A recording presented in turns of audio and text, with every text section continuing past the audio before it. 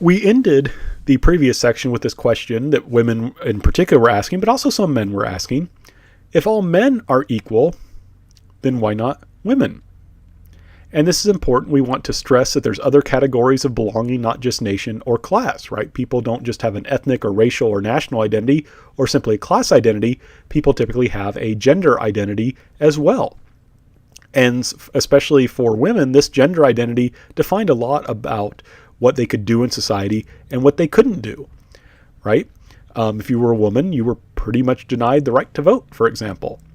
So, and this question still remains, right? This question is starting to arise among women, especially in the 18th century. It's still around in the 19th century, and nationalism makes it even stronger, right? When you're emphasizing, hey, we should be active citizens, all of us Italians, all of us Germans, all of us French, all of us Japanese, we should be active citizens who are out there sacrificing and supporting our government when it needs us. And because nationalism then tends to emphasize, we're all equal members of the nation, we need to work for it, that exacerbates that whole question of, well, why is it that men are more equal than women? And so this will lead increasingly to women's suffrage movements, right? As you had the development of democracy, that will lead increasingly to women saying, well, why don't we have the right to vote? And every time you expand vote and include more and more men, more and more women will say, why don't we have the right to vote? And in a certain degree, this question will actually become violent. In Britain, there will be what's called the suffragettes, women who support suffrage for women, meaning the right to vote. They will start doing things like breaking windows, committing acts of arson as protests. There's even one suffragette who, during a horse race, will actually throw herself in front of a horse owned by the king, killing her as an act of protest against what she sees as a unfair system. Now, this is very important, right? People, when they start to engage in these kinds of acts of violence, women 100 years before this weren't doing that. But women are becoming increasingly frustrated because you have this kind of contradiction in society where people are being told, you're a member of the nation, you need to sacrifice for the nation, you need to take an active role as a citizen, and we're stronger the more people do that. Women say, well, why not us? And what's striking is, and that's one reason why some women will resort to violence. Notice this is principally violence against property. The only example I know of where a woman was violent to a human being was that one I gave you where she was violent to herself by throwing herself in front of a horse. But this will be met with violence. Women who protest in this way will often be thrown in jail for long periods of time, where they may suffer a great deal. So what you see here on this picture is one suffragette who has gone on a hunger strike, right? She says she's been arrested for some reason, and she says, because I'm being treated poorly in jail, because women are treated so unfairly, I'm not going to eat as an act of sacrifice. And a hunger strike is a way of saying, look, I care about this, and I'm a sincere person, so I'm willing to sacrifice. And you can tell I'm sincere and I'm a good person because I'm willing not to eat in order to try and bring change, right? So obviously, in a sense, what I believe must be good and right, because otherwise I wouldn't be willing to suffer like this for it. And you can see I'm a good person because I'm willing to suffer for it. And in prison, the response was to force feed these women. They would stick a tube up their nose, down into their stomach, by force, and then pour liquid food in the tube. And this was, that just sounds terrible, right? But as you can see, this often involved holding the woman down and treating her in this very brutal fashion.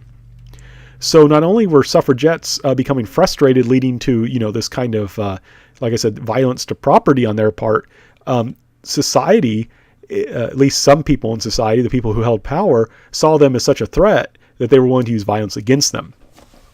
But what's striking to me is, in a sense, what eventually breaks this deadlock is nationalism, right? In Britain, for example, women get the right to vote after World War I. The government actually asks, when World War I breaks out, it asks that women that are in part of the suffrage movement stop protesting during the war because they don't want to spend resources dealing with this. And the women accept this and agree to work for the good of the British nation. Right, so in a sense, the women's suffrage supporters will agree to stop protesting and carrying out these kind of acts of what can I say, attacks on property, and actively support the British war effort. And their reward is that women who have property are given the right to vote. And later this will expand to include more women. But again, you see this interesting connection, right? Women as women were having a hard time getting the right to vote, getting men to recognize that they should be active, that they should also wield political power in society. But when women show that they love the nation, that they care about the nation, then men are more willing to say, okay, you sacrifice for the nation like we did. We accept you as having a right to take part in politics as seen through the vote.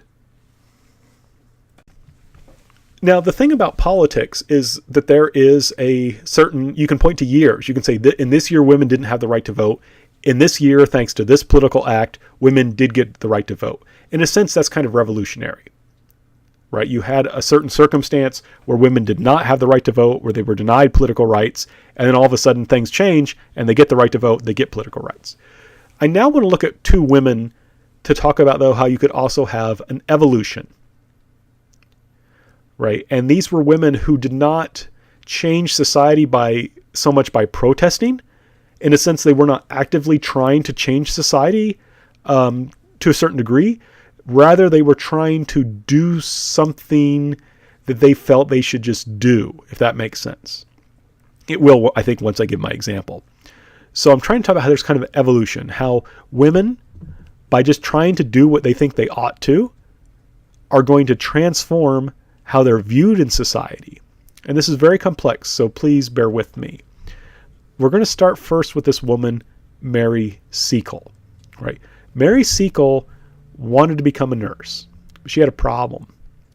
Right? She wanted to become a nurse working the Crimean War, but she has a problem. The problem, which we today would not see as a problem, was that Mary Seacole was biracial. Mary Seacole was born on Jamaica.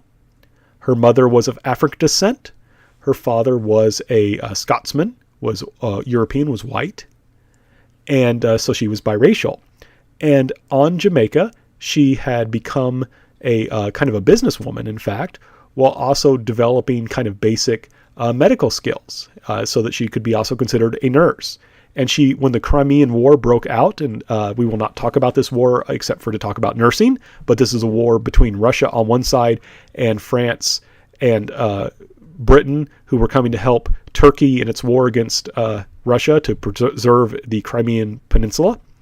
That's the war that you may have heard of in connection to Florence Nightingale, right? This woman who is going to really advance the cause of nursing and get to be treated as a profession. Now, it's not clear why, but it would seem that Florence Nightingale wanted to present a certain image of nurses that fit a kind of middle-class ideal, and a biracial woman from Jamaica did not fit that image. So even though Mary Seacole will apply to become a nurse, she will be rejected, right? As a biracial woman from Jamaica, which is part of the British Empire at this time period. That's why she's interested in that. She's going to be rejected. However, and this is what I mean about women changing things just by doing what they think they ought to, right? Mary Seacole was not someone who was necessarily setting out in particular to change the role of women, but she felt that this was a cause she should be a part of. So she will go to the battlefield anyway and use her ability as a manager, she was a businesswoman, to establish what is called the British Hotel. And it's called a hotel because it did serve as kind of a hotel. She had like a bar there, she served meals, and she made money from British soldiers who wanted to buy alcohol and buy meals. But here's the thing. She used the money she made to buy medicine and food to give free to wounded British soldiers. So she didn't say, okay, I've got a business, I'm going to make a lot of money for myself. She made a business and then used the profits to help these wounded British soldiers. And the key thing we have to understand this time period is that the armies didn't have very good medical support. So there were a lot of soldiers who were not getting the basic medical care they needed despite Nurse Florence Nightingale's efforts. Right? So she is going to become, in a sense, a kind of privatized medical nurse. And through this, she becomes very popular. Like the British soldiers absolutely love this woman because she is taking care of them when other people are unable to do so. And here's the thing about what I mean about a kind of evolution. Mary Seacole does not start off as a revolutionary, right? She's not consciously trying to change the role of women. But in her effort to help these British soldiers, she will change things. And she changes things in a very complex way. In one sense, she's a nurse. Nurses are one of the earliest careers for women to enter because it seemed like something fit and suitable for women, right? Think about it this way. Women are often mothers and wives. Who takes care of a husband when he gets sick? His wife. Who takes care of the children when they get sick? Their mother. So the idea of nursing made sense for women, right? Women are, in the gender understanding of the day, women are tender, women are maternal, women are nurturing. So it makes sense if they want to have a position, occupation outside of the home, that nursing would be suitable and fit for them. And so in one sense, Mary Seacole is acting in a very traditional way. But she's able to help expand the role of women by acting that traditional way, by accepting this idea that women can be nurses because they're more maternal and so forth. They kind of fit these gender ideals. Women can go out and be nurses, right? She gets that acceptance. But there's also something transformative and revolutionary and evolutionary all mixed together, because remember, Mary Seacole is in management. Remember when I talked about the bourgeoisie? These women were always subordinate to men when I talked about the new opportunities for women that were becoming available to bourgeoisie women. Mary Seacole was doing this on her own. She managed that hotel on her own, right? She was an effective administrator, an effective businesswoman who was able to create this interesting system where she made profits from the hotel that she then used to help take care of these wounded, sick British soldiers. So you can see here, and you can imagine those soldiers who experienced that, and this became big news, like this was in newspapers and things. People who saw that would change how they thought about women. When women are acting as managers, acting on their own without male supervision and doing just fine, people are more likely to say, oh, I guess women can kind of do things on their own and be just fine, right? Women can be nurses and work on their own. Women can be administrators and managers and work on their own. That's all okay. So in a sense, and Mary Seacole is just one of many women who's doing this, she's not setting out necessarily to revolutionize things, but her actions are, in a sense, revolutionary, or I perhaps should say evolutionary, because they represent a kind of development over time. Right? Over time, people get used to the idea of women working as nurses, as women engaging in management and administration and things like that. And to really try and hit this point home, I want to talk about Elizabeth Anderson. And you'll notice, this is what I mean about kind of evolution development. She's born about 35 years after Mary Seacole is born. So as Mary Seacole is getting ready to kind of change how people are seeing things, that's when Elizabeth Anderson is entering into adulthood, right? So people's ideas about women are evolving or developing, and Elizabeth Anderson is able to kind of build on Mary Seacole's work to change things. Now, Elizabeth Anderson is a little bit different from Mary Seacole in that she did have a strong kind of gender consciousness in terms of wanting to change things. From a very young age, she had an interest in women's rights and was interested in women's suffrage and actually supported the women's rights movement and suffrage. In her later age, she backed away because some of the suffragettes were engaging in violent acts. She didn't like that. But she was a woman who wanted to change the position of women. And one thing she thought, the way she could do that, she made a promise with her sister that they would figure out careers that would allow them to change women's places in society. So what she did, this woman is really smart. She exploited legal loopholes to obtain a medical education. Like there were some kind of instances where she could, even though women were generally barred from becoming medical doctors, I won't go into details about how she did this. She figured out, she was like a lawyer almost, figuring out ways that she could get around these laws that made it hard for women to become doctors. And she did that and obtained a medical education. as an aside, one thing she would do to do this, she was like a nurse for a while, and she would watch doctors perform surgery so she could learn to perform the surgeries. And she would like break into like a lab at night and steal organs and dissect them so she could practice. Like, very interesting lady. And through exploiting these legal loopholes, she was eventually able to obtain a license to practice medicine. Now, in this time period, this was like, she's going to in fact be the first woman in Britain to do this, to actually formally get a license to practice medicine. And initially, a lot of men are not going to be comfortable coming to a woman doctor. They don't necessarily think that she can do any good. So what she does is very smart. She opens what's called a dispensary, which is kind of like a little clinic that specifically served women and children.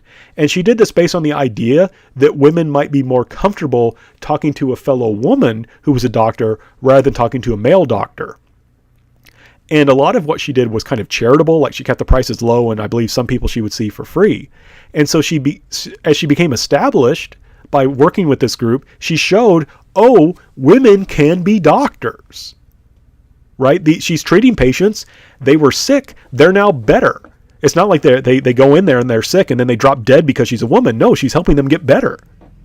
So the key thing is here, by being a doctor, she's proving that women can be doctors, right? She's successfully treating people.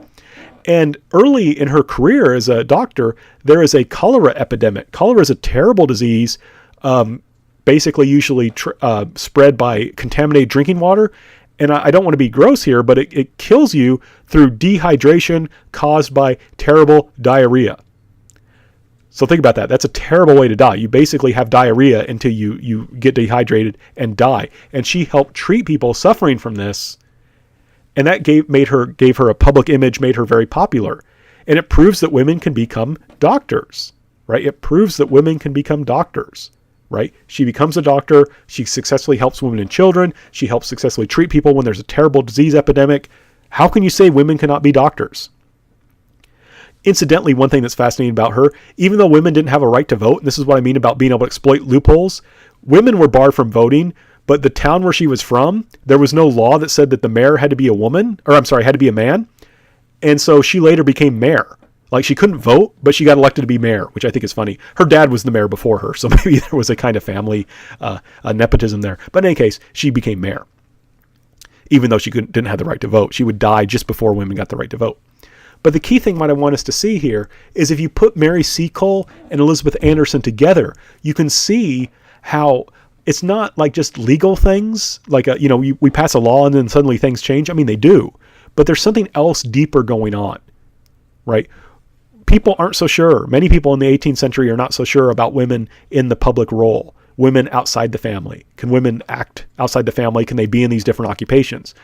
But as the Industrial Revolution opened up new positions to women, and women started going out and fulfilling those positions, over time, they're able to use that little opening to expand it so they can be able to acquire new opportunities, right? Women might start off as typists, but eventually we'll take them seriously as nurses. And then they can also become doctors and then become managers. And so they don't have to be in a subordinate position to men, right? Women are quite capable of managing, of administering, of doing complex things like being doctors on their own. It takes time, but it does happen over time.